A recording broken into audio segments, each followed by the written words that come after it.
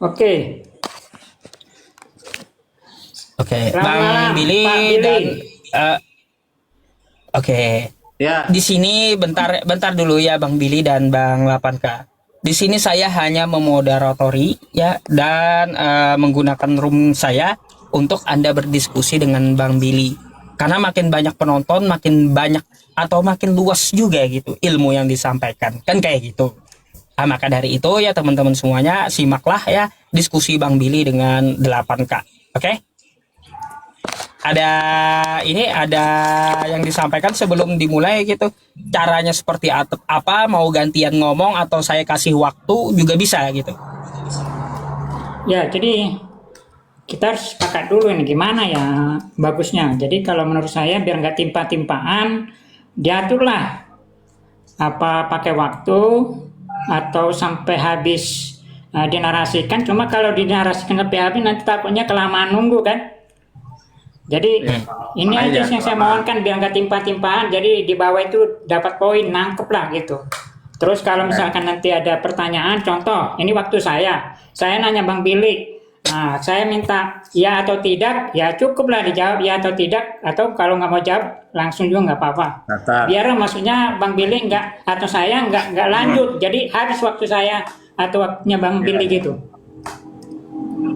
Oke. Oke. Kira-kira berapa waktu Bang Billy?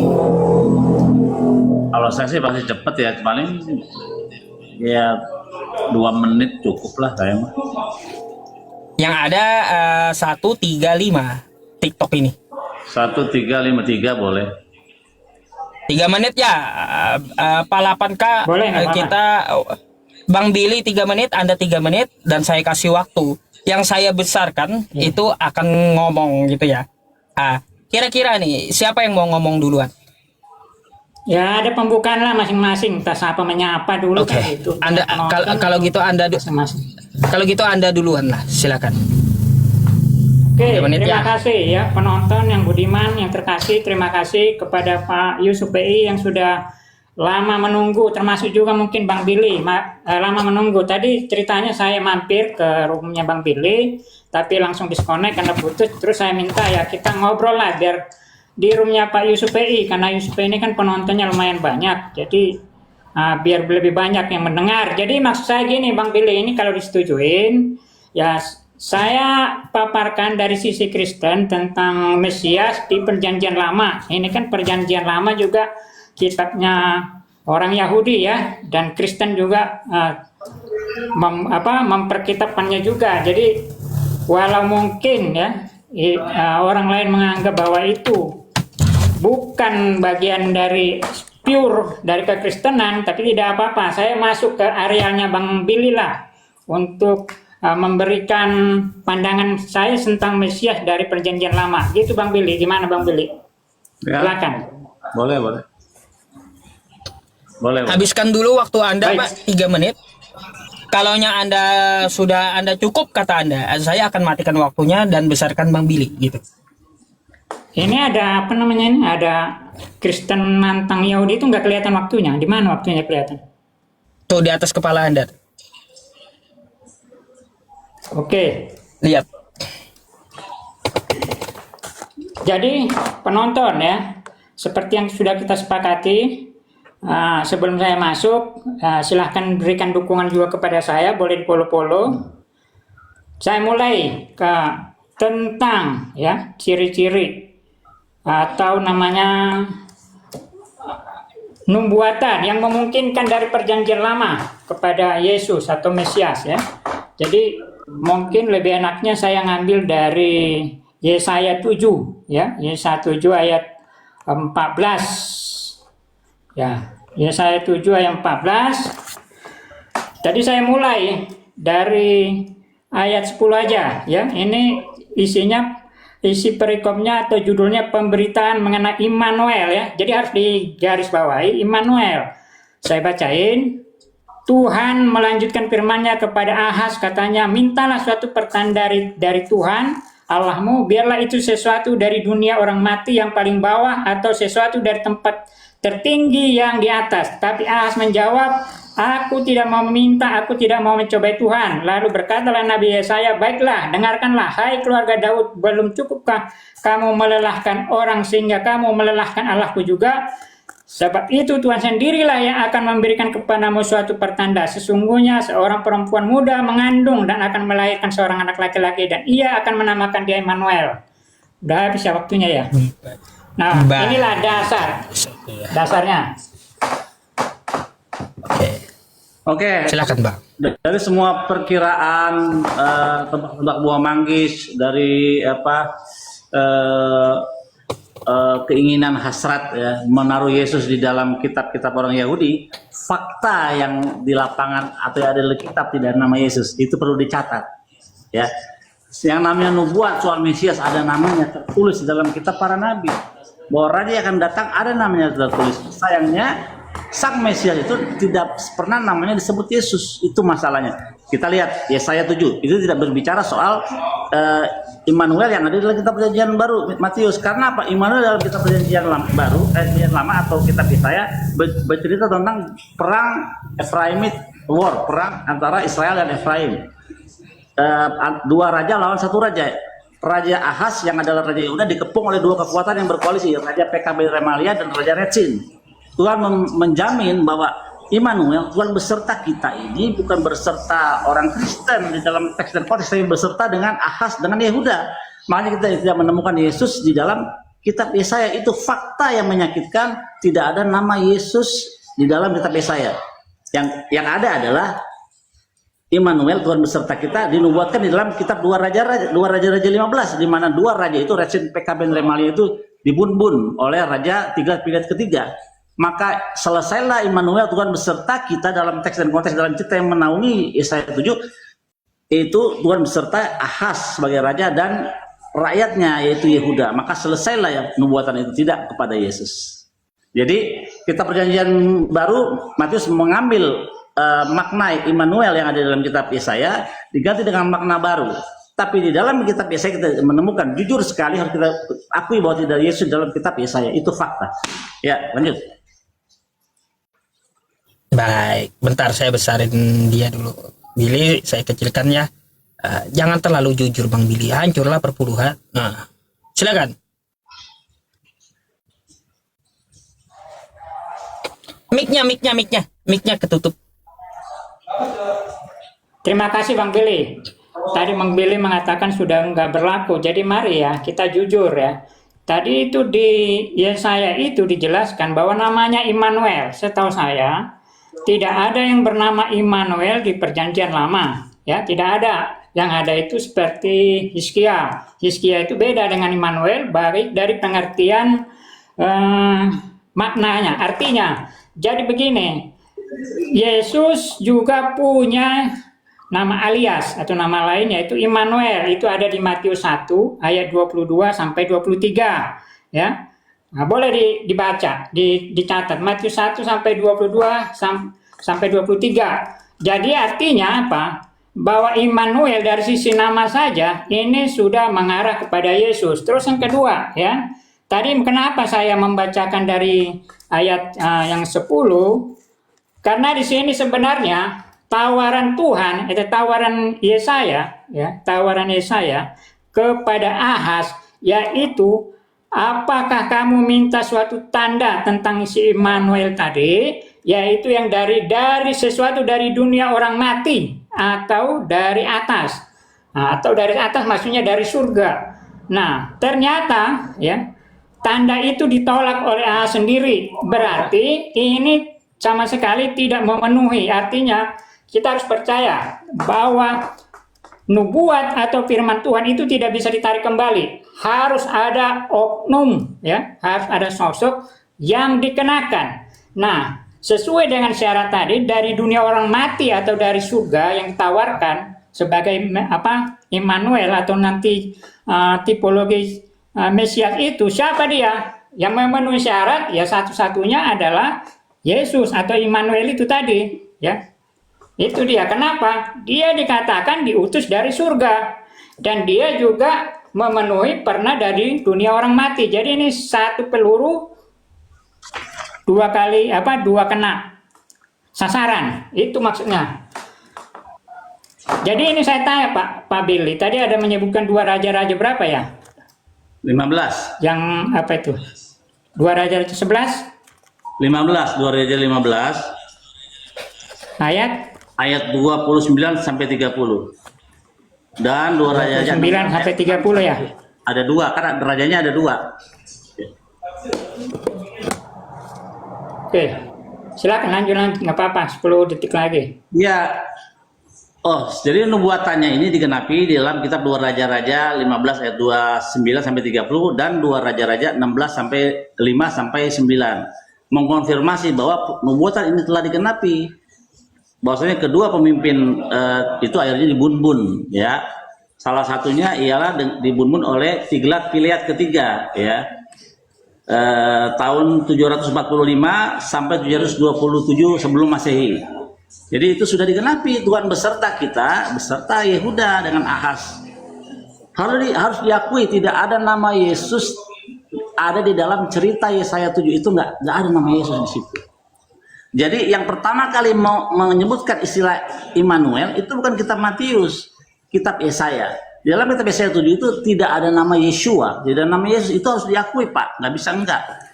Kecuali kalau pengen berangan-angan, ya silakan aja. Tapi fakta di dalam kitab Yesaya tidak ada Yesus.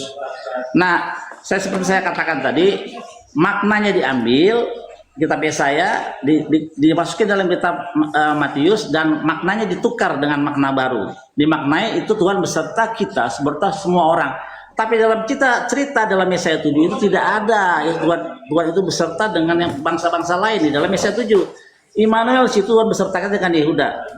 Terjadi nubuatannya di dalam 2 Raja-Raja 15 29 30, 2 Raja 16 ayat 5 sampai 9 sudah mengkonfirmasi 2 raja Tiglat-Pileser dan raja Tiglat-Pileser dan raja Retsin sudah assassinated, setelah dibunuh. Maka Immanuel, Tuhan beserta kita, selesai saja. Begitu Pak. Boleh dibacakan 2 raja-raja tadi itu apa sih?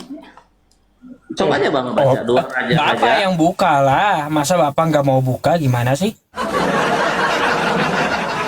2 Raja 9 sampai 30.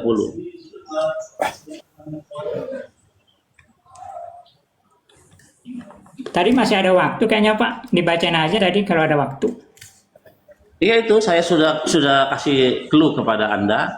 2 Raja-Raja 29 ayat 30 dan 2 Raja 16 ayat 5 sampai 9 mengkonfirmasi bahwasanya nubuat ini sudah telah terpenuhi ketika dua pemimpin itu telah di-assassinated, telah terbunbun, ya. Tidak ada di dalam chapter ini, dalam ayat ini petunjuk sedikit pun tentang kelahiran Mesias yang akan datang, sama sekali tidak ada. Yang jaraknya dari Yesaya ke Yesus itu 700 tahun kemudian keburu mati. Ya, keburu mati ini Ahaz dan Yehuda. Ya, jadi makanya digenapi Tuhan beserta Yehuda, Ahaz ketika di dalam kitab 2 Raja-Raja ini. Maka selesailah Immanuel, Tuhan beserta Yehuda. Amin, saya amin. Oke, silakan Pak Lapanka. Oke, jadi tadi sepengetahuan saya itu bersifat tafsir ya, karena saya melihat mengecek tidak ada nama Immanuel di 2 raja-raja tadi, baik 2 raja-raja 15 ayat 29 sampai 30 maupun yang satunya lagi. Padahal yang kita inginkan adalah ketepatan dari kata nama Immanuel tadi, itu harus ada gitu. Jadi ini bukan cuma masalah arti, karena semua nama-nama ya di dalam umat Yahudi, nama-nama orang itu selalu mengandung arti. Jadi harus tepat, dia Immanuel. Sementara nama Yesus adalah Immanuel. Tapi oke lah, kalau memang tafsirnya begitu, tafsirnya Pak Billy atau kaum Yudaisme untuk menolak Yesus seperti itu, saya menghormati. Baiklah Pak Billy ya. Nah, terus begini Pak Billy ya. Nah, tadi soal kata dari perawan suci ya. Ternyata sekitar tahun 2 abad kedua sebelum Masehi atau 200 tahun sebelum Yesus ada, itu orang Yahudi 70 orang rabi-rabi itu berkumpul membuat yang namanya, menerjemahkan yang namanya Septuaginta. Itu terjemahan Yahudi sendiri ya, untuk orang-orang di luar Yahudi, begitu ya, di luar Israel. Nah, ternyata Septuaginta ini yang tanpa ada campur tangan atau teologis kekristenan itu hampir semua ya, perjanjian lamanya itu ada mengarah ke pemahaman Mesias dan kekristenan. Contohnya ya, soal kata tadi apa itu perempuan muda. Kalau di Septuaginta itu ditafsirkan dengan parthenos, perawan. Nah, kenapa ditafsirkan perawan? Karena sebenarnya ya kan, ada kalau nggak salah di hukum tradisi Yahudi bahwa seorang raja atau imam dia harus kawin dengan yang perawan kalau mau perawan. Tetapi karena tidak memenuhi syarat tadi Hizkia, dia kan tidak memenuhi syarat. Namanya Hizkia bukan Immanuel. Nah, yang Tuhan tawarkan, yang Yesaya tawarkan adalah dari surga atau dari dunia orang mati. Nah, ternyata dia nggak mau. Berarti ini masih mengambang ini harusnya terjadi pada saat itu, tapi tidak terjadi. Nah, jadi wajar kalau kami Kristen mengklaim bahwa ini adalah salah satu kode keras bahwa Mesias itu adalah Yesus, sesuai dengan Yesaya 17 ayat Yesaya 7 ayat 14. Nah, masih ada waktu ya? Udah habis. Oke lah, lanjut. Oke, saya tanya langsung nih, jawab aja langsung. Septuaginta yang dikerjakan oleh 72 rabi-rabi itu menghasilkan apa namanya dalam bahasa Yunani? Jawab. Kenapa? Septuaginta yang awal-awal, yang tahun 3 sebelum Masehi itu menghasilkan apa? Septuaginta itu kan termasuk kitab ini Perjanjian Lama yang dipegang oleh Torah ya, yang dipegang oleh Yahudi atau Yudaisme. Nah, berarti Bapak belum menggali sejarahnya. Septuaginta itu menghasilkan Pentateuch. Tahu penta? Penta artinya 5, Tokos artinya gulungan. Hanya 5 kitab Musa. Itu yang dikerjakan oleh otoritas Yahudi atas perintah Raja Ptolemy di Alexandria.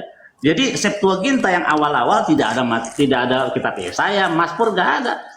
Hanya menghasilkan Pentateuch, 5 kitab Musa. Datanya, ini kebetulan saya dengan data ya, ini adalah buku dari Oxford University ya, dikatakan ini translation of the 5 book traditionally attributed to Moses. Jadi penerjemahan 5 kitab ini, 5 buku ini diatributkan kepada Musa dari Genesis sampai ke Deuteronomi, dari Genesis sampai kitab Ulangan. Tidak ada Septuaginta, kitab Mazmur atau kitab Yesaya, tidak ada itu. Nah, makanya kalau kita belajar Septuaginta menghasilkan apa? Pentateuch. Nah, setelahnya siapa yang mengerjakan? Bapak-bapak gereja.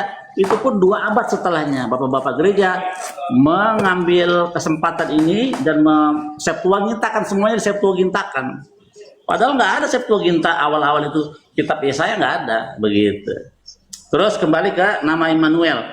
Immanuel di dalam Yesaya itu nubuatannya digenapi ketika 2 raja ini. Kan yang penting ini 2 raja ini, Pekah ben Remalia dan Raja Rezin itu dibun-bun.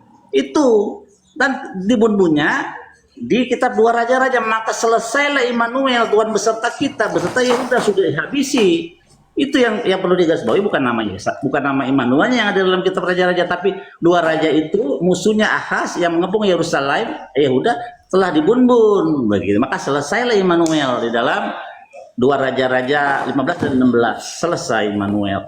Begitu. Jadi sekali lagi saya jelaskan kepada Anda, Septuaginta yang awal-awal hanya menghasilkan Pentateuch, 5 kitab Musa. Begitu. Ini data dari Oxford ya, Oxford University. Silakan.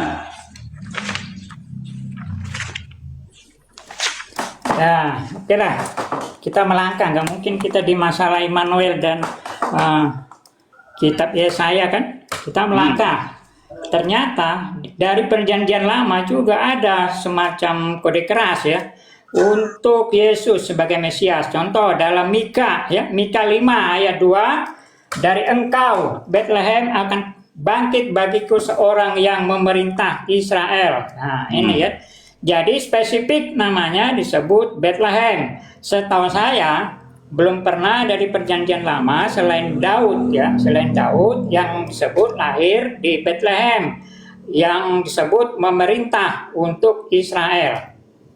Nah, ini salah satu kode keras. Nah, ini apa yang disebutkan di Mika 5 ini ternyata ada di Matius 2 ayat 5 sampai 6. Itu memang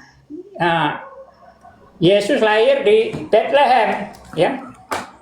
Itu kota desa yang sangat kecil dan terpencil, dulunya tidak populer. Ya. Jadi luar biasa ya.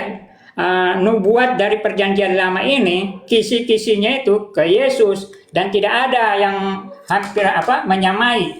Ini kalau kita jangan melihat dari satu ayat ya kan. Kalau kita perluas nanti sampai misalkan ke tafsir kitab Daniel ya kan, sampai kepada spesifiknya Eli lama sabaktani dan segala macam ya, sampai ke penikaman itu secara spesifik semuanya itu ternyata menuju Yesus. Belum lagi soal keilahian. Kalau Pak Billy kayaknya menentang keilahian Mesias ya.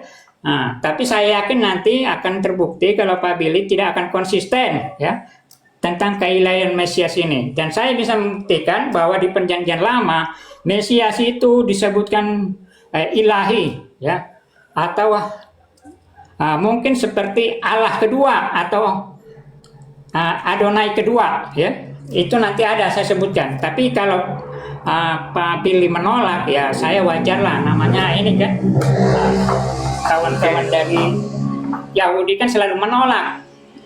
Jadi saya nanti juga ingin mendengar ya bagaimana jawaban Pak Billy soal yang disebut dibangkitkan dari Yerusalem ya. Dia harus dari Yerusalem. Karena apa? Daud ini dia memang lahirnya di Yerusalem. Nah, jadi ini harus benar-benar dari Trah Daud, baik tempatnya semuanya. Jadi hampir sama persis. Nah, itu harus kita sepakati dulu ya Pak ya. Ya, ya. Terus ini saya masih ada waktu. Saya mau bertanya nih ke Pak Billy soal penanggalan kalender Yahudi. Kalau nggak salah sekarang kan sudah tahun 5.800-an ya, mendekati 5.800-an ya. Ya, ya. Betul nggak Pak? Iya. Betul. Nah, jadi ada nggak semacam udah habis waktu ya? Oke lah, silakan Pak. Nanti saya lanjut lagi. Oke. Yesus kapan memerintah? Kapan dia pernah memerintah? Namanya memerintah itu punya pemerintahan, punya kerajaan. Kapan Yesus punya kerajaan? Kapan Yesus punya tentara? Makanya kalau dikatakan kitab Mika dia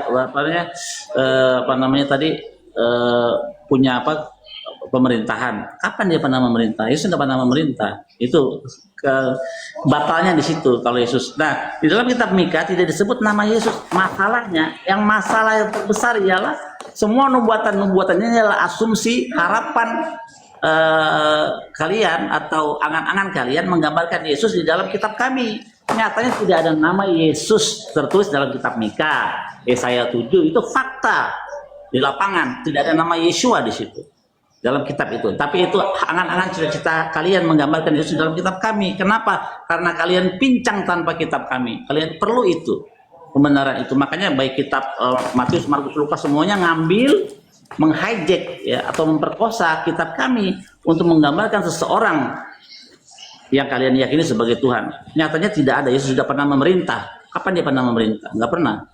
Gitu. Jadi baik Mika itu berbicara soal asal usul Mesias. Yang perlu harus digarisbawahi ialah siapa identitas nama sang Mesias, raja yang akan datang. Itu yang paling penting. Kalau ada nama Mesias itu namanya Yeshua, maka semua orang Yahudi akan percaya Yesus itu Mesias, raja yang akan datang. Dan perlu diingat, Mesias itu bukan Tuhan. Dari mana? Yesaya 7, Yesaya 11. Roh Allah ada padanya, roh hikmat pengetahuan akan Tuhan ada padanya, roh takut akan Tuhan ada padanya. Ya, yang kesukaannya ialah takut akan Tuhan. Ya, saya 11 ayat 3. Jadi Mesias itu bukan Tuhan, bukan demigod, bukan setengah Tuhan, 100% manusia, 100% Tuhan, bukan. Mesias itu darah dan daging sama seperti kita, tapi memiliki garis keturunan darah dan daging Yehuda. Sementara itu tidak ada darah daging Yehuda mengalir dalam darah Yesus. Itu fakta. Lanjut. Oke, terima kasih Pak. Saya mau tanya ini tentang, saya lanjutin tadi soal dalam kalender Yahudi sudah mendekati tahun 5800. Jadi kalau nggak salah, ini tahun Yahudi ini kan sesuai dengan penjabaran dari 6 hari penciptaan ya, kalau nggak salah Pak ya. Jadi pada nanti ada batasnya tahun 6000, lalu tahun ke 7000 itu seperti sahabat kosmik ya, kalau nggak salah Pak ya, dalam pemahaman Yahudi. Oke, terima kasih Pak. Jadi sebenarnya tadi Bapak Pak Billy soal apa itu? Ada lupa saya. Pelan-pelan Pak. Dari Dicerna Mika. dulu ya. Cerna dulu pelan-pelan. Bentar, dari Mika ya. Iya. Kapan dia pernah memerintah? Kan tadi Bapak bilang ada pemerintahan. Oh ya. Jadi soal memerintah, jadi memang Yesus sudah bilang bahwa kerajaanku bukan dari dunia ini. Jadi pemerintahan yang diemban oleh dia adalah pemerintahan secara rohani, Pak. Di mana maksudnya secara rohani ini adalah pemerintahan di mana sebenarnya dia memerintah, ya. Kalau Yahudi memahami ini sebenarnya memerintah, dia memiliki pemerintahan di dalam hati orang-orang Kristen, kan begitu kan? Iya. Oke.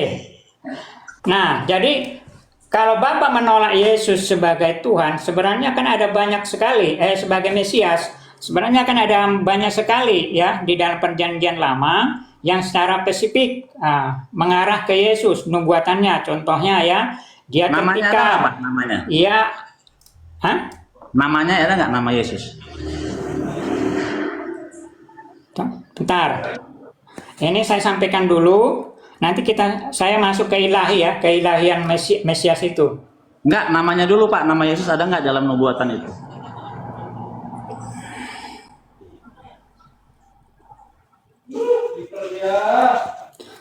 Contoh, nubuatan penderitaan Mesias, ya kan? Nah, ia tertikam oleh karena pemberontakan kita. Itu Yesaya 53. Dan tidak ada, ya, tidak ada yang tertikam, seseorang yang tertikam karena pemberontakan umatnya. Hanya Yesus. Tidak ada nabi-nabi atau yang dijadikan tertikam. Oke. Tertikam bahasa Ibrani-nya apa, Pak?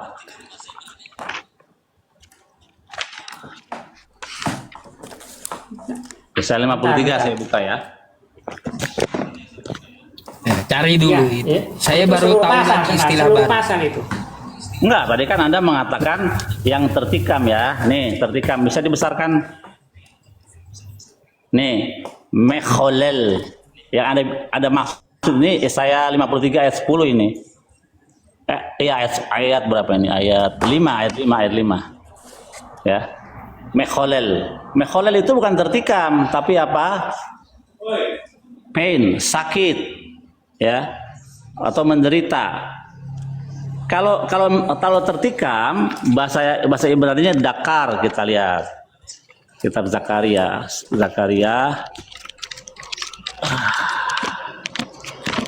Mana Zakaria? Zakaria 12 ayat 10, nih dia. Zakaria 12 ayat 10, nih dia.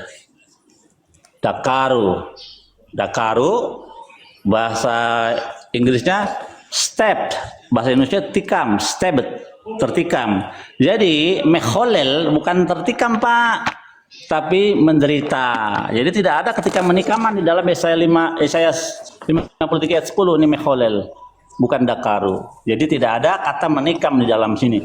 Dan perlu diingat, Mesias itu harus punya keturunan. Nih, kata Doro, tentang nasibnya siapa yang akan memperdulikannya. Padahal bukan tentang nasibnya, tapi tentang keturunannya. Diganti oleh kalian menjadi tentang nasibnya, supaya mengaburkan bahwa Mesias itu punya keturunan. Tuh, Doro, artinya keturunan generasinya. Bukan tentang nasibnya, Pak. Ini di dalam Yesaya 53 ayat 8. Jadi ayat 5 sudah salah, ayat 8 udah salah, ya. Dan dia ada kata lamon di sini.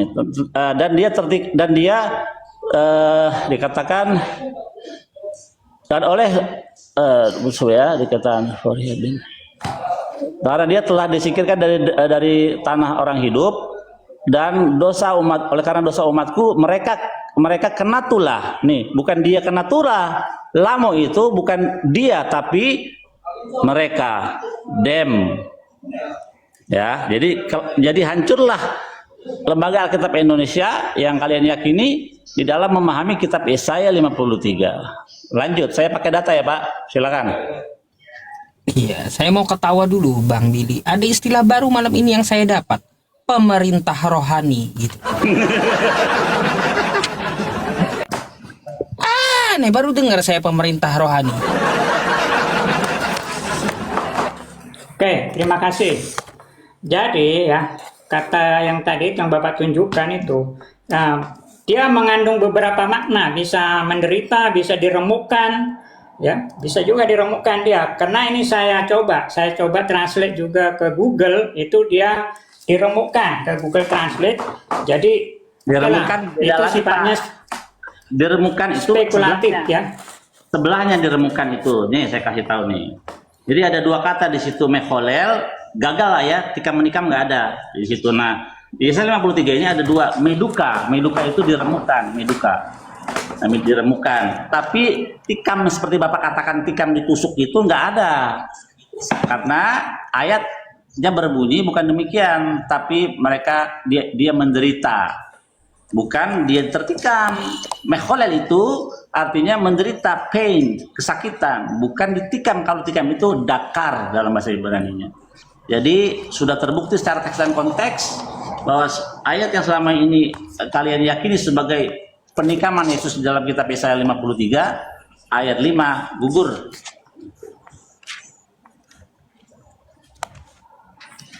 Nih ya. Nah, di sini jelas Pak ini. Diremukkan. Jadi intinya adalah ya dia yang menderita, dia yang menanggung. Meremukkan bukan mekholel, Dia yang menanggung. Meremukkan itu meduka. Di sebelahnya mekholel, mepisaenu, meduka. Itu dia. Jadi nggak ada kata tikam, yang ada kesakitan dan diremukkan ada meduka. Jadi kata tikam ini gagal, buyar. Gitu.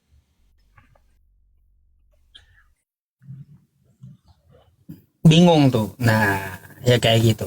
Lanjut Pak, 1 menit tuh bingung, ada. Pak, bukan. Silakan. Ini saya ngebalik-balik kameranya agak lama. Iya, bingung balik kamera maksud saya. Jadi begini Pak lanjut. Billy, ya. Belum ada setahu saya yang gara-gara kesalahan atau dosa-dosa umat Israel atau umatnya lah dulu ya. Dia jadi korban ditumbalkan atau diremukkan atau tertikam atau terserah Bapak lah mau apalah, yang penting itu kan nggak jauh-jauh bahwa itu menuju ke Yesus kan gitu ya. Nah, nggak bisa karena tidak ada kata tertikam di situ.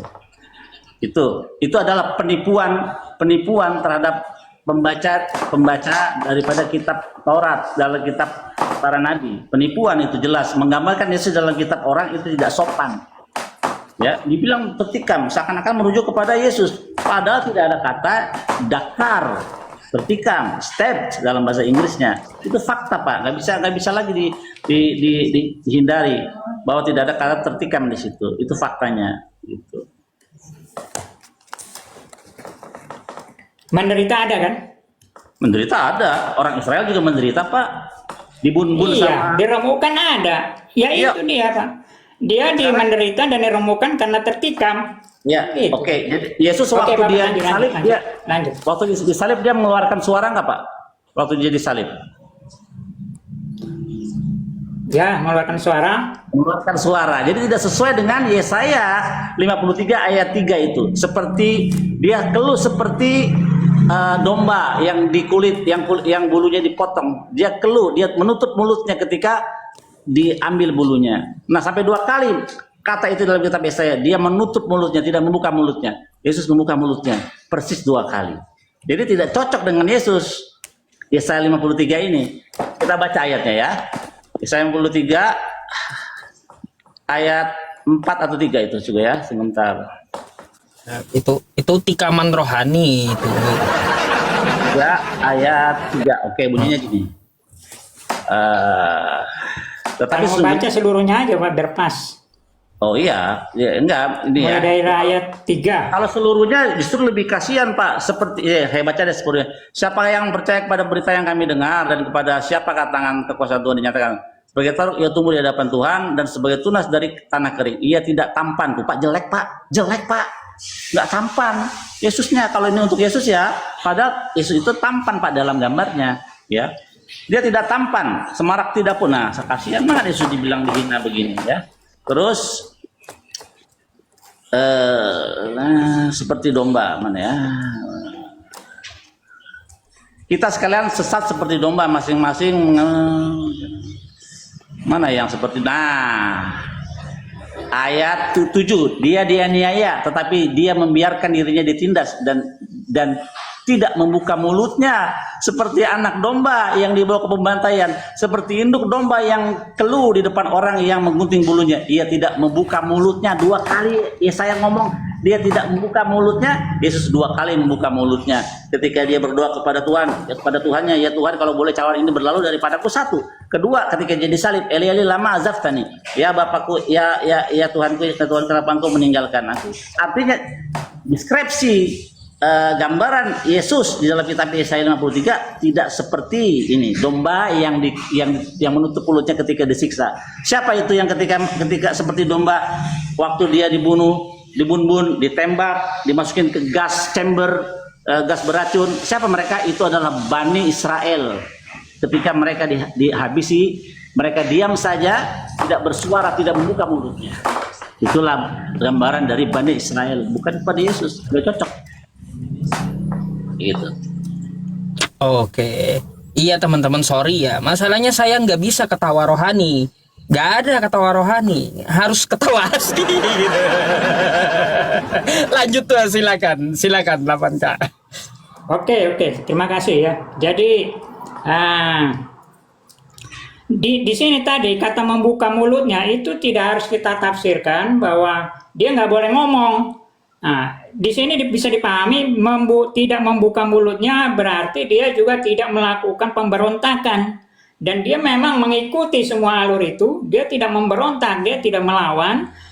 Nah, masalah soal ada kalimat Allahku mengapa engkau meninggalkan aku, itu bagian dari memenuhi ya kitab Mazmur. Eloi Eloi lama sabachthani, dia bagian dari memenuhi itu. Jadi di luar dari memenuhi itu ya dia tidak membuka mulut. Karena apa? Karena harus ada harus ada nubuat-nubuat yang lain yang harus dipenuhi secara presisi oleh Yesus. Nah, itu Pak, itu yang harus dipahami juga maknanya. Jadi terus kalau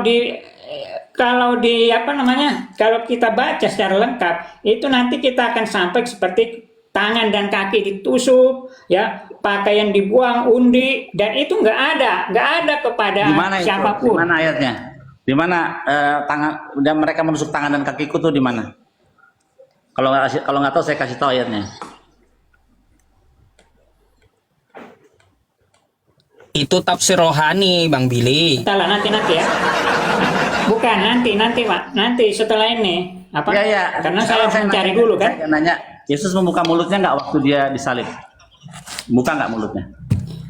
Ya, dia membuka mulut untuk menggenapi nubuatan yang lain. Ya berarti nggak cocok dong. Salah satunya adalah Eloi Eloi lama sabachthani. Nah, begitu Pak. Ya, Terus contohnya di Zakaria 12 ya. Nih, Pak. Dia di Zakaria 12, mereka akan memandang kepadaku yang telah mereka tikam. Benar kan waktu dia disalib? Padaku atau kepada dia? Coba baca yang benar Alkitabnya, coba. Ya sama itu, sama. Oh, jangan. Kalau kepada dia itu kan Pak, jangan kayak gitu. Lihat dulu Zakaria 12 ayat 10. 12. Padaku atau kepada Ya. dia. Nih ya. Nah, Bapak bohong nih, dan mereka akan memandang kepada dia, bukan kepada aku, Pak. Pak? Iya, kepada dia yang digantung. Kan begitu. Enggak, tadi kata Bapak memandang kepadaku. Kepadaku atau kepada dia? Ya kepada dia. Kalau di di Zakaria ini kepada dia, tapi ini kalau paralelnya itu ke Yohanes 19 ayat 37 itu benar dia pas. Berarti tadi itu. salah ya, bukan memandang kepadaku ya, salah ya. Ya, terbalik Pak, terbalik. Oh iya. Udah cukup. Iya, silakan Bang Billy. Ya. Yang penting jangan ngarang rohani, itu aja. Jadi dalam bahasa aslinya elai, ya, kepadaku. Jadi bukan kepada dia. Sekali lagi elai salah terjemahan, Pak. Memandang kepadaku atas mereka yang tertikam. Sama halnya seperti kejadian di lembah Megiddo. Dan yang lanjutnya itu nanti ayat 11 kita akan lihat di situ. Jadi kematian Mesias ben Yosef ini adalah tokoh Mesias ben Yosef di dalam pemahaman Judaism yang kematiannya akan seperti kematian di lembah Megiddo. Ada apa di lembah Megiddo? Ada kematian raja yang sangat sadik namanya Yosia ketika dipanah oleh Raja Mesir Neko, dan kematian Raja Yosia itu membangkitkan semangat orang Yahudi untuk kembali kepada Tuhan, sehingga sang Mesias David akan segera datang. Seperti itulah maksud dari Zakaria 12 ayat 10, bahwa kematian Mesias ben Yosef nanti akan men-trigger Yahudi untuk bertobat, karena kedatangan Mesias itu bisa cepat kalau orang Yahudi semua sudah bertobat, ya, akan cepat datangnya gitu. Tapi cepat atau tidak cepat, siap atau tidak siap, Mesias Yahudi akan datang tahun 7000, tadi yang Bapak bilang tadi itu 7000 dia akan datang, ready or not dia akan datang. Kita sekarang sudah tahun 5778, ya, jadi sedikit lagi lah. Tapi kita mungkin masih hidup enggak ya, karena perlu 200 tahunan untuk nubuatan itu. Jadi sekali lagi harapan teman-teman Kristen menggambarkan Yesus di dalam kitab para nabi, tidak ada nama Yesus sama sekali tidak. Itu adalah angan-angan, keinginan hati kalian menggambarkan Yesus di dalam kitab kami. Nyatanya baik Hosea, baik tadi Zakaria, Yesaya 53, sampai apa tadi tentang Mika 5, tidak ada Yesus namanya tertulis. Nah, sekarang Yahudi menunggu Mesias datang pertama kalinya, dan Kristen akan menanti Mesias datang kedua kalinya, betul kan? Pasti. Nah, sekarang identitas Mesias itu siapa? Namanya di dalam kitab Tanakh itu yang perlu kita pahami. Kalau ada nama Mesias Yesus, saat ini juga saya menyembah patung Yesus. Kalau ada nama Yesus, dan saya akan masuk Kristen sekali ini juga, kalau ada nama Yesus, Yeshua akan datang sebagai raja yang di akhir zaman nanti. Saya akan datang. Silakan buktikan nama Yesus akan datang sebagai raja Mesias, dia akan datang nanti. Gitu. Nanti akan saya kasih dalil bahwa Mesias kami punya nama. Tidak ada namanya nubuatan atau nubuatan yang tidak menyebutkan nama. Tidak, ada namanya disebutkan tentang raja Mesias. Begitu Pak. Silakan gantian. Oke, terima kasih Pak. Jadi kita nggak balik-balik lagi. Tadi kan saya sudah bilang bahwa nama Yesus, nama alias Yesus yang lain itu kan Immanuel. Nah, jadi nggak harus ke Yesus. Ya, Nama Immanuel itu sudah dipenuhi. Jadi ya, begini Pak, ini kan waktu saya ini kita nggak usah balik lagi ke situ, maksudnya gitu kan. Kita maju aja biar penonton yang menilai, kan begitu Pak. Terus begini. Bagaimana menurut Pak Billy soal Mesias ini? Kalau yang saya pahami, Mesias ini pada akhirnya nanti dia akan membuat semacam hukum baru, betul nggak Pak? Hukum baru. Yang punya Tuhan, yang punya hukum itu bukan Mesias, yang punya hukum itu Hashem, Tuhan. Mesias itu manusia, bukan Tuhan. Itu yang harus dipahami oleh Bapak. Bapak sebagai di masanya, bentar Pak. Di masanya nanti akan berlaku hukum baru. Jadi bukan hukum yang sekarang berlaku seperti Torah itu atau Mispat yang 1613. Jadi nanti akan ada hukum yang memperdamaikan mungkin antara utara selatan dan seluruh dunia. Kan begitu. Yang saya pahami kan begitu. Karena ada di Yeremia 31 ayat 31 sampai 34, di situ disebut, aku akan mengadakan perjanjian baru. Dan ini sebenarnya secara spesifik. Baca lagi terus Pak, terus baca lagi. Jadi apa yang perbarui? Apakah memberikan hukum baru? Iya, tadi Bapak bilang. Ya, Yeremia 31 ya, ayat Bapak 31. bilang kan bukan Taurat, nanti kita lihat apa katanya. Baca. Sesungguhnya akan datang waktunya, demikianlah firman Tuhan, aku akan mengadakan perjanjian baru dengan kaum Israel dan kaum Yehuda. bukan seperti perjanjian yang telah kuadakan dengan nenek moyang mereka pada waktu aku memegang tangan mereka untuk membawa mereka keluar dari tanah Mesir. Perjanjianku itu telah mereka ingkari, meskipun aku menjadi Tuhan yang berkuasa atas mereka. Demikianlah firman Tuhan. Nah, jadi lanjut Pak, jangan diputus. Tetapi beginilah perjanjian yang kuadakan dengan kaum Israel sesudah waktu itu. Demikianlah firman Tuhan. Aku akan menaruh Tauratku dalam batin mereka dan menuliskannya dalam hati mereka. Jadi maka itu Taurat, aku akan menjadi Allah mereka dan mereka akan menjadi umatku, ya. Dan tidak usah lagi orang mengajar sesamanya atau mengajar saudaranya dengan mengatakan, kenalilah Tuhan, sebab mereka semua besar kecil akan mengenal aku. Demikianlah firman Tuhan. Sebab aku akan mengampuni kesalahan mereka dan tidak lagi mengingat dosa mereka. Nah, jadi di zaman Mesias itu, amin. Torah kan Pak? Di zaman Mesias itu, tak dulu Pak, jangan potong-potong. Di zaman Mesias itu tadi kan Bapak bilang ada ya. Bukan Taurat lagi, kata Bapak bilang. Tadi Bapak bilang bukan Taurat lagi. Tadi kan Bapak bilang tidak berlaku lagi Taurat nanti. Ya, Taurat yang ya inilah kan udah oke lah, lanjut nggak apa-apa, saya catat nanti saya jelasin. Ya nggak apa-apa, lanjut aja Bapak. Maksudnya Bapak kan tadi bilang Taurat sudah tidak berlaku lagi. Ini nanti. waktu Bapak udah waktu Bapak. Iya, jadi kembali lagi di dalam kitab Yeremia tadi berbicara hanya dua. Kristen nggak ikutan antara Yehuda dengan Israel. Perjanjian ini akan diperbarui. Jadi antara dua suku ini, utara dan selatan, Kristen nggak ada di sini, nggak ada. Yang diperbarui bukan kita perjanjian baru Matius Lukas, tapi adalah Taurat. Kenapa? Karena waktu di Sinai mereka gagal dengan perjanjian Taurat, karena mereka menyembah patung lumbu emas leluhur kami, dan kami sudah sangat menyesal akan hal itu, dan Tuhan sudah membalaskan semua kepada kami. Nah, makanya diperbarui perjanjiannya. Apakah dalam bentuk kitab Matius Lukas? Bukan. Kembali lagi tetap tadi kalau Bapak sudah membacakan itu adalah kitab Taurat. Jadi diperbarui, akan ditaruh di hati dan di mulut kita. Jadi gitu Pak. Jadi Kristen nggak ikutan. Kalau dalam teks dan konteks itu hanya kepada Yehuda dengan Israel, utara dan selatan. Kristen nggak ikutan dalam hal ini. Itu. Jadi sekali lagi, kita tidak bisa menggambarkan Yesus di dalam kitab para nabi Israel, karena tidak ada Yesus satupun, setengah pun, seperempat pun, seperlapan pun nggak ada Yesus di dalam kitab tanah tertulis namanya. Begitu Pak.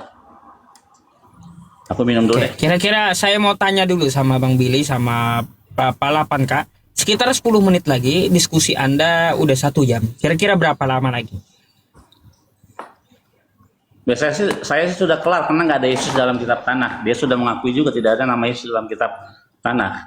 Nah, kira-kira Pak Lapan Sebenarnya mau masih berapa banyak sih. ronde lagi nih? Masih banyak katanya Bang Ya, Billy. kalau boleh Kasihan setengah jam Bang lagi Billy lah ya. aja sih. Setengah jam ya.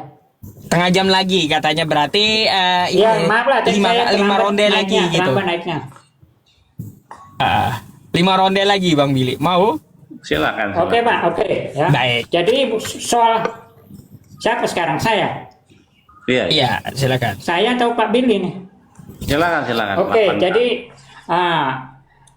saya tadi bilang ya bahwa perjanjian baru yang dimaksud itu adalah penyimpulan dari Taurat tadi. Jadi kan kalau Yesus sudah menyimpulkannya menjadi 2 hukum dasar, yaitu hukum Taurat itu adalah hukum antara Tuhan dengan manusia dan manusia dengan manusia. Itu jadi itu sudah disimpulkan menjadi hukum kasih. Itu yang disebut perjanjian baru, dan ini yang disebut bisa diterima oleh semua kalangan, semua lapisan. Jadi sudah mencakup. Tapi ada hal-hal yang tak bisa dipenuhi. Contohnya yang karena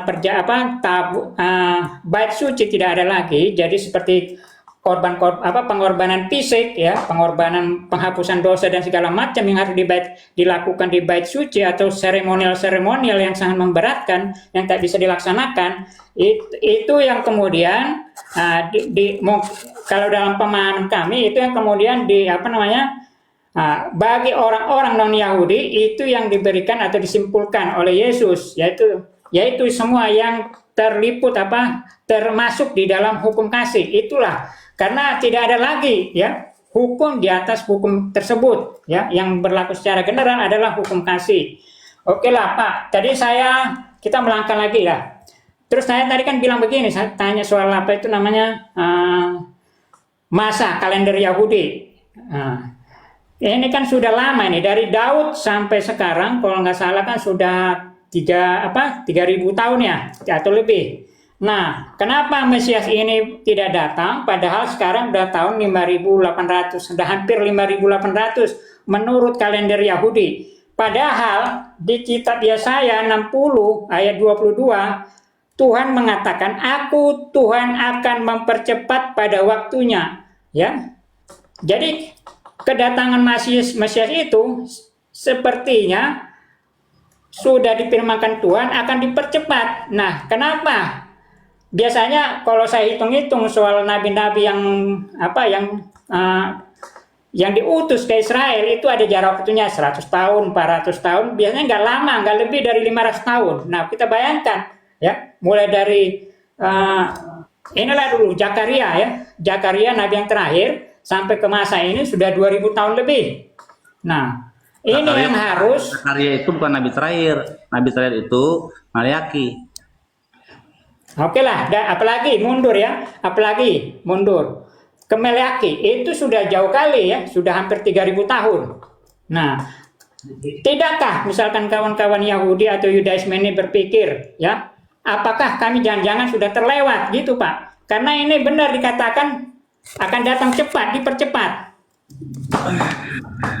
Iya, jadi kalau ingin memesiaskan Yesus susah Pak, karena Yesus itu kalau Mesias itu harus dari keturunan Daud, darahnya Daud, darah Yehuda harus mengalir dalam tubuh setiap Mesias, karena semua raja-raja Yahudi itu, raja-raja Yehuda itu Israel adalah mereka Mesias, karena mereka diurapi semua.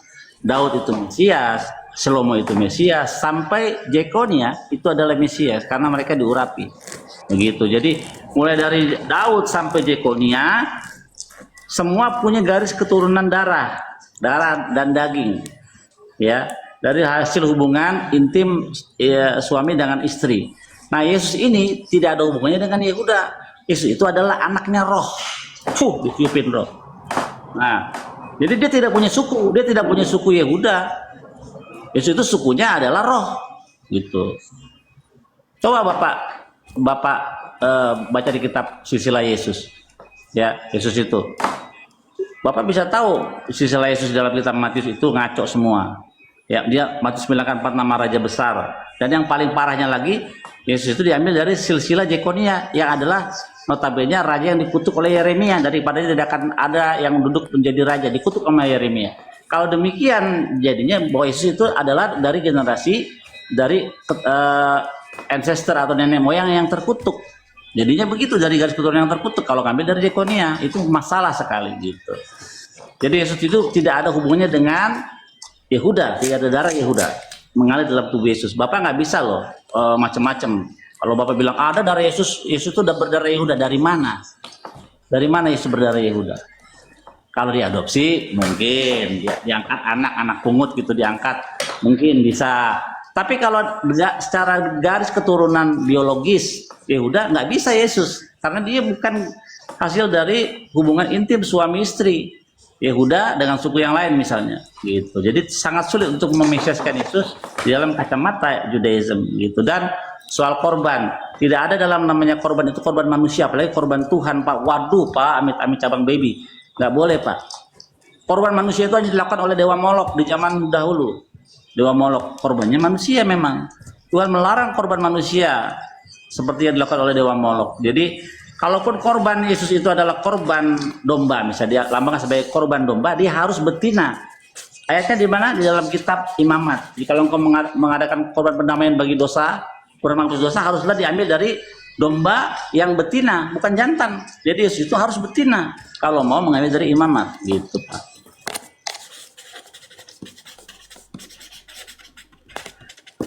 Oke, terima kasih Pak. Jadi tadi Pak Billy tidak menanggapi soal masalah waktu kedatangan yang dipercepat ya dalam kitab Yeremia tadi. Oke lah, nggak apa-apa. Tapi itu jadi PR lah, jadi bahan perenungan. Ini sudah dinubuatkan dipercepat kalau sampai 3.000 tahun sekian kalau belum datang. Padahal ini udah tahun 5.000, hampir 5.800. Masa waktunya tinggal 200 tahun. Nah, kapan lagi? Jangan-jangan memang sudah benar ini terlewat kan? Harus punya pemikiran seperti itu juga, Pak. Jadi oke lah. Nah, terus kalau kita bentar saya tanggapin dulu tadi soal korban ya. Korban betina itu tadi sebagai penebus dosa. Tapi jangan lupa, Pak ya.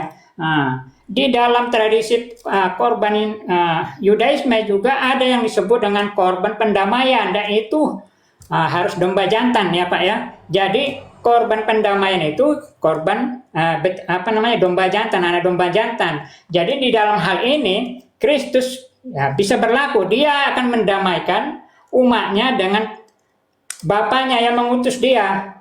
Nah itu Pak, itulah soal korban tadi. Jadi nggak bisa juga Bapak langsung mengesampingkan Yesus. Terus tadi soal apa lagi ya?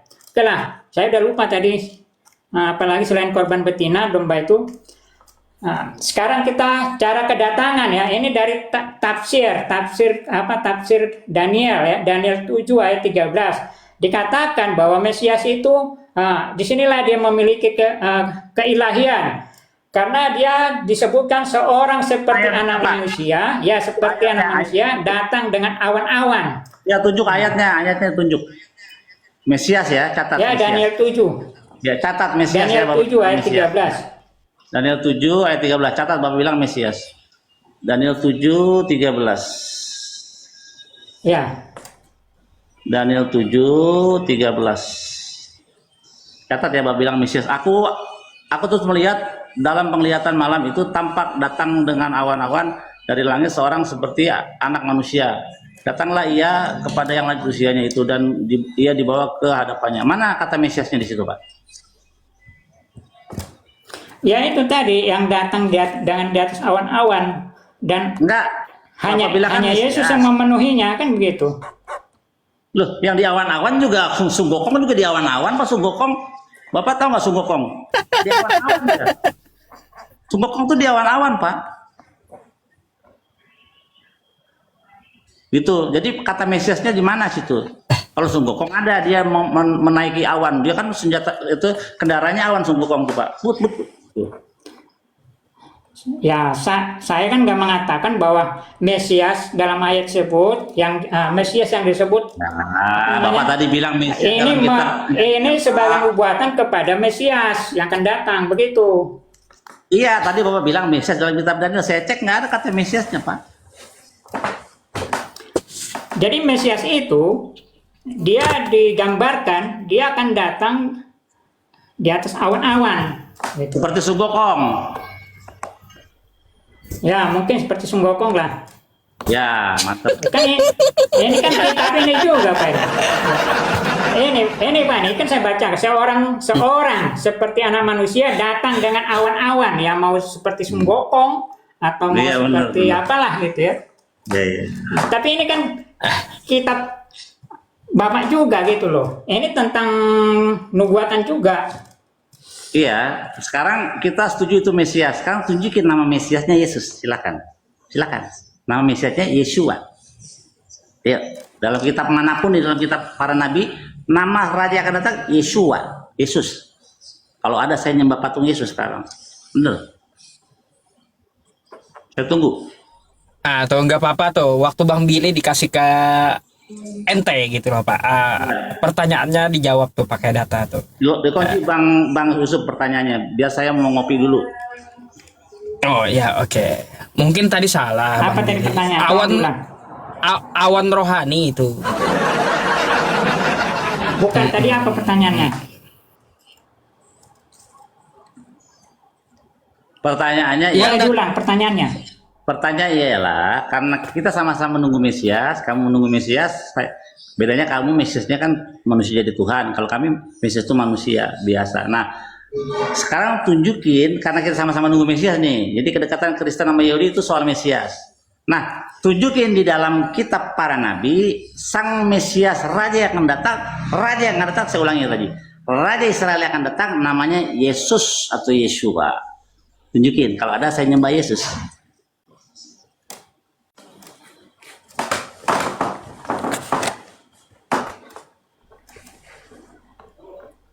Ayo 1 menit tuh dikasih Bang Billy waktu itu. Sebentar ya, aku mau bikin kopi dulu. Bukan masalahnya tadi kurang jelas. Saya dengar yang minta ditunjukin apa? Mesias di atas awan-awan apa? Dengan awan-awan. Yang Kata disebut- Bang Billy tadi yang datang di awan-awan itu adalah Mesias tuh di mana tertulisnya? Nah, gini loh, Kan Mesias itu. sudah saya sebutkan tadi di tafsir kitab Daniel. Iya, 7 ayat gini 13 sampai pertanyaannya. 14. Saya ulangi pertanyaan jadi nggak bikin kopi nih. Pertanyaannya ialah karena sama-sama menunggu Mesias, karena kedekatan Yahudi dengan Kristen adalah soal Mesias. Nah, sekarang tunjukin di dalam kitab para nabi Israel, Yesaya kah, Zakaria kah, Yeskiel kah, Hosea kah, Yeremia kah, bahwa sang raja akan datang namanya Yesus, Yeshua. Nah, kalau ada saya nyembah patung Yesus. Saya masuk Kristen. Walau, ini balik-balik ke situ lagi nih Pak Billy. Kan sudah saya bilang, yang disebut Mesias yang akan datang itu di dalam perjanjian lama ya nggak ada Yesus, yang ada itu Immanuel tadi. Kelar Dan sudah. perjanjian Terima lama. kasih, kelar. Bapak, bentar dulu. Beres Bapak kalau bilang kayak kan gitu, Pak. Gitu udah dong. digenapi. Ternyata tidak ada nama Immanuel dan hanya Yesus yang bernama Immanuel. Nah begitu Pak. Oke lah ya. Terus, ini mungkin Bapak lupa, selama ini kan soal Mesias yang dipahami Yahudi, kalau nggak salah itu kan berdasarkan hukum Harun ya, atau hukum Musa. Nah ternyata di dalam Alkitab juga di kejadian apa Keluaran saya lupa, itu ada namanya peraturan apa Melkisedek. Jadi Mesias ini ya, disinilah kelihatan keilahiannya ya. Nah, kalau dalam pemahaman Yahudi ya, bahwa raja itu harus dari Yehuda, sementara imam itu harus dari Lewi. Ternyata ya itu nggak selamanya berlaku dengan hadirnya Melkisedek dalam Kejadian 14 ya ayat 18 sampai 20, dan dia disebut raja sekaligus imam. Nah, Melkisedek ini adalah tipologi untuk Kristus, di mana di dalam Yesus juga disebut dia sebagai imam besar, dia juga sebagai raja yang akan memerintah di dalam hati umatnya. Itu Pak. Jadi, oh ya, saya baru ingat tadi soal keturunan apa? Yesus dari Yehuda ya, Yesus dari Yehuda, dari Daud. Jadi, ya, kalau secara hukum bisa dimasukkan sebagai keturunannya si Yusuf. Tapi kalau secara darah dia bisa dimasukkan ke keturunannya Maria secara genetika. Nah, sejak pembuangan dari Babel ya, keturunan Yahudi itu sudah dihitung atau dari perempuan. Jadi seorang perempuan Yahudi dia akan melahirkan anak-anaknya Yahudi walaupun dia bersuamikan orang lain. Sementara seorang lelaki Yahudi dia tidak diterima anaknya sebagai Yahudi kalau istrinya non Yahudi. Nah, itu hukum yang berlaku setelah pembuangan dari Babel. Nah, kalau kita menuruti hukum itu, maka Yesus Mana datanya? secara syah, ya, maka Yesus secara syah dia masuk sebagai keturunan Yehuda, sebagai keturunan Daud, gitu, dari jalur Maria. Oke, jadi kesukuan itu dihitung dari ayah, ya. Buka kamera dulu bentar. Kesukuan itu dihitung dari garis ayah. Dari mana? Dari kitab Bilangan 1:18. Dan mereka berkumpul, semua jemaat berkumpul bersama-sama pada hari pertama itu di bulan yang kedua, dan mereka mendeklarasikan status kesukuan mereka dihitung dari rumah ayah, dari garis ayah, bukan dari ibu kesukuan. Nah, Yesus ini kalau mau punya suku harus bapaknya Yehuda. Nah, Maria itu Yehuda atau Lewi? Karena kalau kita lihat dari perjanjian baru, Maria ini adalah sepupunya Elizabeth yang suaminya adalah Imam Zakaria. Jadi Maria itu secara kesukuan pasti Lewi. Kalaupun dia Yehuda, tetap nggak bisa karena kesukuan dihitung menurut kitab Bilangan 1:18 dari garis ayah kesukuan itu, bukan dari ibu. Mulai susah makanya Yesus itu apa ya? Kalau tanah itu sengketa, ini sengketa status. Yesus itu punya sengketa status. Yehuda kagak, Lewi kagak, Tuhan kagak. Jadi ini status Yesus itu benar-benar sengketa. Kalau tanah itu sengketa tanah gitu. Jadi dia sengketa marga Yehuda kagak punya dia marga Yehuda. Tapi kalau dianggap itu sebagai anak pungut atau adopsi, ya mungkin bisa, boleh lah. Tapi kalau dia punya darah Yehuda sama raja-raja dari Daud sampai Jekonia, tidak punya dia darah Yehuda.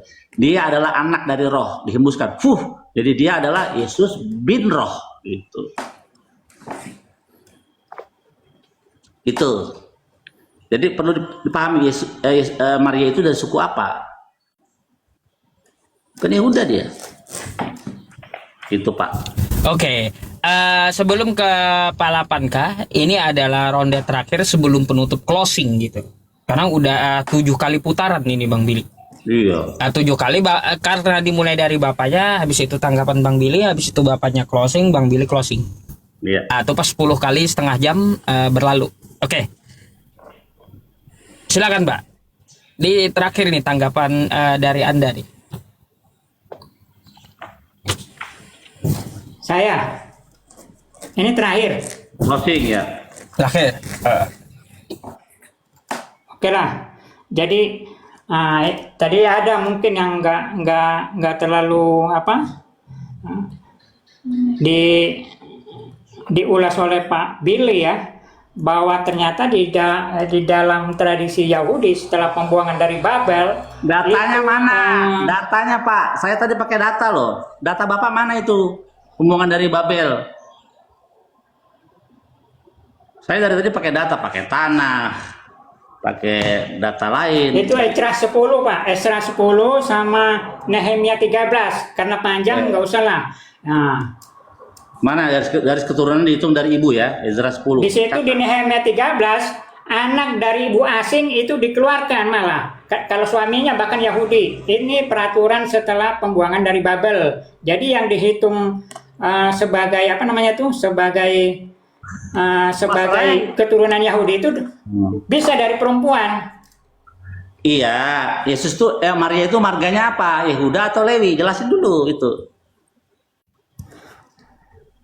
Maria itu kan dari keturunan Daud, silsilahnya ada kan di Lukas. Dalam Lukas, ya, oke. Habis dari Daud siapa anaknya yang jadi raja? Nathan. Sejak kapan Nathan jadi raja, Pak? Salomo, sorry Salomo. Salomo, betul, terima kasih. Jadi gini Pak, gini ya. Itu yang saya bilang, setelah pembuangan dari Babel, ya ternyata sudah ada pergeseran di hukum Yudaisme bahwa keturunan dari perempuan itu akan dihitung juga sebagai orang Yahudi, dimasukkan ke marganya, ke kaumnya ya. Kalau dia Yehuda, kalau si Maria Yehuda atau Daud, maka dia dimasukkan ke klan Daud. Oke, ini penutupan. Jadi terima kasih ya kepada Pak Yusuf PI. Sebenarnya ada sangat banyak lagi. Terus tadi memang ini ngomongnya juga kurang leluasa karena 3 menit, tapi tidak apa-apalah. Terima kasih juga kepada Pak Billy. Silahkan penonton bahwa apa yang ada di dalam Perjanjian Lama sebagian kecil sudah saya sampaikan sebagai bentuk nubuatan kepada Yesus, meskipun kawan-kawan atau umat Yahudi atau Yudaisme menolaknya, kita maklum karena memang ada juga ada juga yang mengatakan seperti bahwa mereka disebut ya, mohon maaf, kadang disebut juga ya tegar tengkuk. Bahkan kalau di Al-Quran disebut ya suka mengubah-ubah hukum katanya. Jadi ya saya nggak tahu lah kebenaran tentang itu. Terima kasih. Iya, oke. Benar sekali apa yang dikatakan. Bang Billy, closing akhir. Ya. Silakan Bang. Benar sekali apa yang dikatakan Al-Quran bahwa kitab Taurat itu sudah dirubah-rubah. Siapa yang merubahnya? Kalian. Lihat kitab Kejadian 1 ayat 2. roh Allah melayang-layang di udara. Ngapain roh Allah, roh Tuhan itu, Allah itu bukan roh. Dialah yang menciptakan roh. Makanya kalau dibilang diubah-ubah benar. Ya, tadi Yesaya 53 ayat 5 kata menikam. Nggak ada kata menikam. Jadi semua klaim Yesus di dalam kitab para nabi Yesaya, Zakaria, Hosea, Mika gugur. Hancur semua landasan itu. Karena kita sudah buktikan secara tekstual dan Bapak ini sudah mengakui memang tidak ada nama Yesus tertulis di dalam nubuatan itu. Tapi nama Mesias yang datang raja itu adalah Daud. Fe'abdu tasmilakan David makam asyarakhim lahem Yeremia 39, Hosea 35, Yeskia 37 ayat 25, David Abdi Nasi Leolam, dan Daud hambaku akan menjadi raja mereka selama-lamanya. Jadi nama Mesias raja yang akan datang gugur namanya Yesus, tapi yang benar adalah namanya David, Daud gitu. Jadi kebalikanlah kitab dengan pemahaman teks dan konteks dari yang diberikan mandat. Dalam hal ini Taurat diberikan kepada Bani Israel. Jadi keselamatan orang Kristen datang dari bangsa Israel. Kenapa? Karena Taurat datang dari Sion dan pengajaran dari Yerusalem. Dan di zaman nanti 10 bangsa-bangsa dari 10 bahasa dan bangsa-bangsa akan memegang kuat-kuat punca jubah orang Yahudi. Ini dia. Punca jubah orang Yahudi dalam kitab Zakaria namanya sit-sit. Mereka akan memegang punca jubah orang Yahudi dan mereka akan berkata, kami ingin ikut denganmu karena kami tahu roh Tuhan ada padamu. Jadi memang keselamatan datang dari bangsa Yahudi, belajarlah firman Tuhan dari sumbernya, dari Yerusalem. Jangan dari pendeta. Pasti salah lihat terjemahan salah, 6.000 kesalahan. Dengan 6.000 kesalahan ini bagaimana kalian teman Kristen menyandarkan iman kalian? Mendingan kalian masuk Islam, ketahuan. Saya lebih rela kalian masuk Islam. Karena kalau masuk Yahudi nggak mungkin, susah. Walaupun bisa tapi susah. Jadi tidak ada, benar kata Yusuf PI, ada kebaikan di dalam Kristen, tapi kebenaran tidak ada, zero. Itu penutup dari saya. Terima kasih Bang Yusuf PI dan juga. Oke. Pak 8K, karena di tempat saya juga udah 1:30 malam karena terlalu malam dan saya nunggu Anda tadi dengan Bang Billy itu berjam-jam gitu. Mungkin next time ya bisa kita sambung kembali dan dibikin kembali gitu jadwalnya. Boleh ya? Oke. Ya. Oke. Terima kasih ya. Kalau gitu saya Silahkan. sama-sama. Kalau gitu saya izin turunkan Anda dulu gitu ya. Oke. Selamat malam Pak 8K. Selamat malam.